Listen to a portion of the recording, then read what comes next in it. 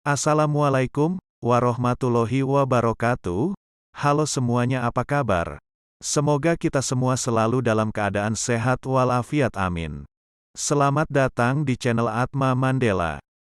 Semoga apa yang nanti akan saya sampaikan bisa menjadi manfaat serta pembelajaran yang berharga untuk teman-teman semua. Dalam kesempatan kali ini saya akan membahas tentang manajemen dan aktivitas periode boarding ayam broiler. Periode pemanasan atau brooding period merupakan masa paling kritis dalam siklus kehidupan ayam, baik ayam bibit, breeder, petelur, layer, maupun pedaging, broiler, karena dog mengalami proses adaptasi dengan lingkungan baru sejak menetas. Periode ini juga merupakan masa proses pembentukan kekebalan, imunitas tubuh dan masa awal pertumbuhan semua organ tubuh. Masa brooding pada ayam ialah periode pemeliharaan dari dog, chick-in, hingga umur 14 hari, atau hingga pemanas, brooder, tidak digunakan. Baik tidaknya performance, penampilan, ayam di masa selanjutnya seringkali ditentukan dari bagaimana pemeliharaan di masa brooding. Satu hal yang perlu diperhatikan oleh peternak yakni kesalahan manajemen pada periode brooding dan akibatnya seringkali sulit dipulihkan kembali dan berdampak negatif terhadap performa periode pemeliharaan selanjutnya. Grower, finisher. Berikut peralatan dan aktivitas yang perlu dilakukan pada masa brooding, antara lain. 1. Persiapan sebelum chick-in. A. Biosecurity ketat.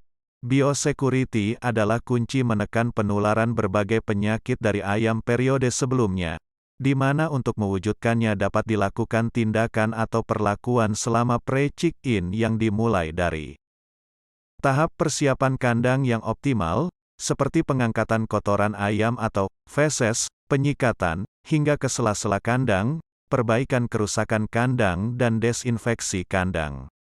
Desinfeksi tempat minum dan tempat pakan dog sebelum digunakan kembali. Masa istirahat kandang yang cukup sebelum chick-in, minimal 14 hari setelah desinfeksi. B. Persiapan dan perlengkapan kandang, pemilihan bahan litter, sekam padi atau jerami atau serutan kayu halus kertas, penyediaan tempat pakan, feeder chick atau nampan, tempat minum dog dan indukan pemanas gas atau gasolek. Sekam padi bahan yang umum dipakai sebagai liter dan ditabur di lantai dengan ketebalan 8-12 cm.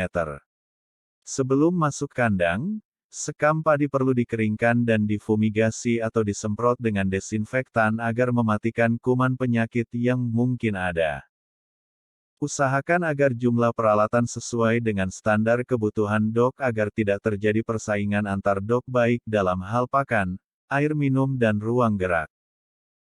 C. Menyalakan alat pemanas. Alat pemanas gasolek, sebaiknya dinyalakan 1 jam sebelum dog tiba, dengan tujuan agar suhu di sekitar lingkungan sudah hangat dan merata. Suhu yang diperlukan untuk dog bisa diukur dengan menggunakan termometer yang diletakkan 5 cm di atas permukaan sekam di pinggir chick guard, lingkaran pelindung. D.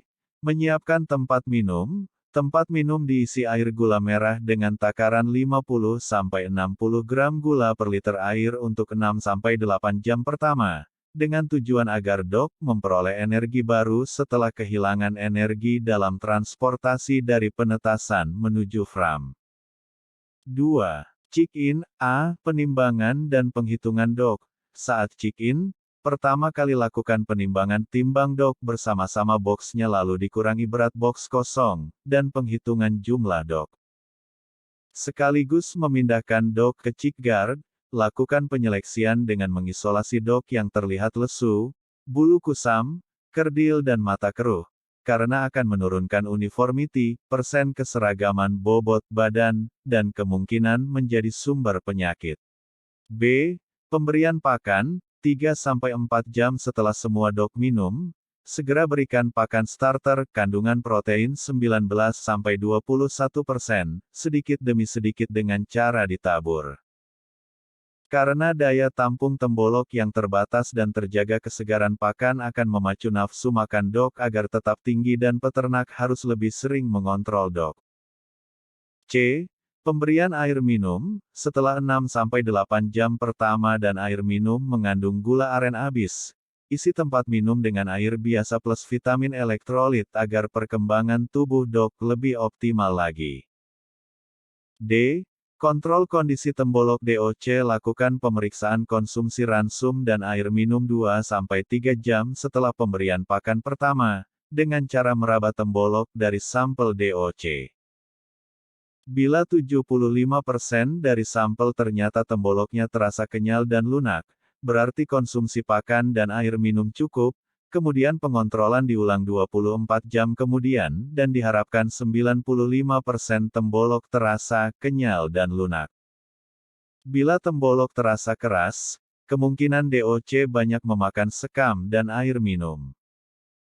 E. Kontrol kondisi sekam. Pada 1-3 jam setelah check-in, lakukan pengontrolan suhu sekam atau liter apakah sudah nyaman atau belum. Salah satu teknik mendeteksinya adalah dengan memperhatikan kondisi kaki DOC. Di mana bila liter terlalu panas maka kaki akan tampak kemerahan dan pecah-pecah di bagian kuku dan telapaknya, juga DOC yang mengalami hal ini biasanya akan berkumpul menjauh dari brooder.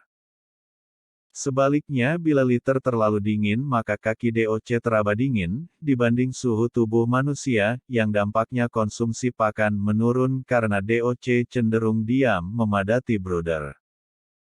F. Kontrol chick guard. Chick guard diperlebar setelah 3 hari pertama untuk menambah luas lantai, floor space, di mana pelebaran chick guard harus diulang setiap 2 hari sekali sekitar 0,3-0,5 meter.